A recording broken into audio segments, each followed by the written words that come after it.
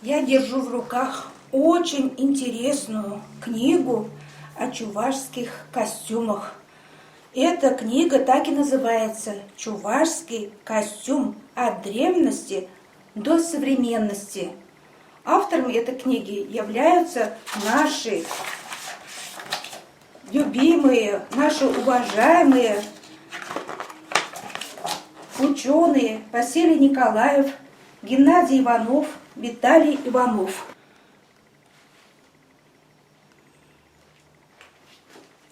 Книга получила государственную премию Чувашской Республики.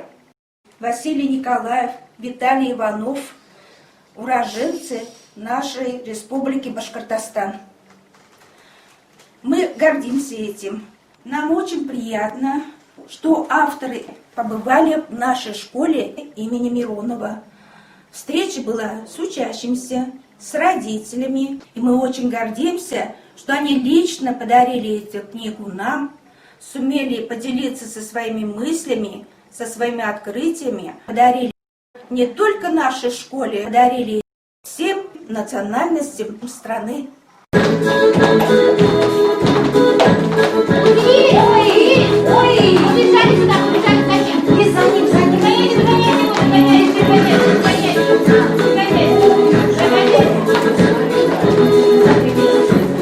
Одежда – важная часть многовековых национальных традиций. Она раскрывает особенности менталитета народа, воспроизводит в орнаменте его представления о добре, формирует неповторимый культурный облик. В этих украшениях видны и принадлежность женщины, и ее возраст, и социальное положение. Все ее понятия о красоте, которые предки складывали в течение многих столетий. Там явственно видны следы народного миропонимания. Главной функцией украшений до самых последних времен является их обережное предназначение – защищать владелицу от злых духов и многих опасностей. Основа всех одеяний – это рубаха. Шилась из домотканного полотна красного цвета, которое украшалось нашивками из красной ткани в виде ромбиков на груди и в виде полосок по длине платья, плечу, спине, а также подол платья был украшен оборкой из разноцветных полос и зигзагов ситца. Согласно народным поверьям, узоры защищали владелицу рубахи от злых духов. Сурбан. Замужние женщины покрывали голову сурбаном. Середина его была выполнена из белого полотна, а окончания богато вышиты или украшены узорно-тканными полосками, лентами, кумачом или кружевами. Узоры на сурбанах геометрические в виде квадратов, ромбов, крестов.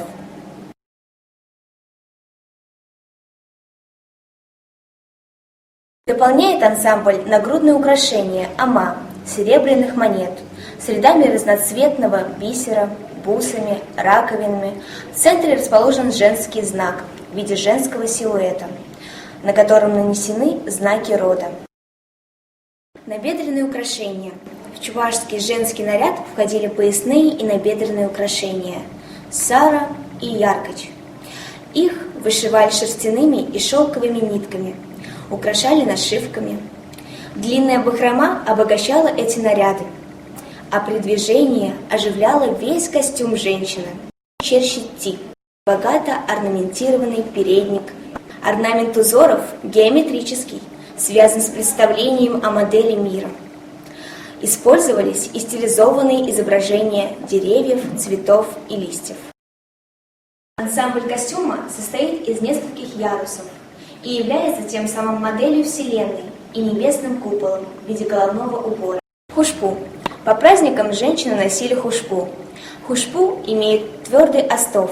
На спинную часть хюре украшена она монетами, бисером, раковинами, каури, кораллами. Головная часть убора покрывалась 7 или 9 рядами бляшек или нухраток. Центральная часть украшалась узорами из ромбиков и крестиков. На ушах на спинной части по краям хушпу вешали монеты, которые при движении, пляске, издают легкий звон. В В хушпу явно ощущается стремление его создателей подчеркнуть связь красоты формы с музыкальностью. Брендом нашей школы являются искусно вышитые изделия нашего педагога, мастера Тарасовой Веры Михайловны. Любая идея, любые проекты, все вы знаете, это стоит денег.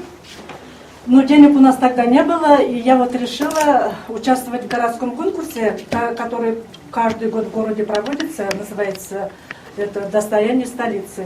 В тот год, когда я участвовала в этом конкурсе, было 69 конкурсантов, но в тот год мне удалось получить сертификат денежный. И на эти деньги я купила все, что мне было необходимо для шитья, для вышивки, и начала готовить костюм для девочек-мальчиков, для выступления на сцене. Я, значит, изготовила вот такие налобные повязки для девочек. Тут только часть лежит, а часть уже это на детях вы уже видели, наверное. Готовила вот такие головные уборы. Девичий головной убор называется тухья. Вот. И в настоящее время у нас в школе насчитывается около 30 авторских костюмов разного размера для детей разного возраста. В создании каждого костюма использовалась исключительно ручная вышивка. А вышивка – это не просто способ украсить одежду. Это возможность получить с помощью рисунка защитный оберег. Вышивки на девичьих костюмах оберегали от сглаза, болезней и прочих напастей. Белый цвет символизирует чистоту. Святость, красный цвет связан с представлением о красоте. Это сгусток солнечной энергии. Он является признаком и символом жизни, любви, отваги, от чего зависит благополучие человека. Женщины считали, чем богаче узор, тем праздничнее одеяние.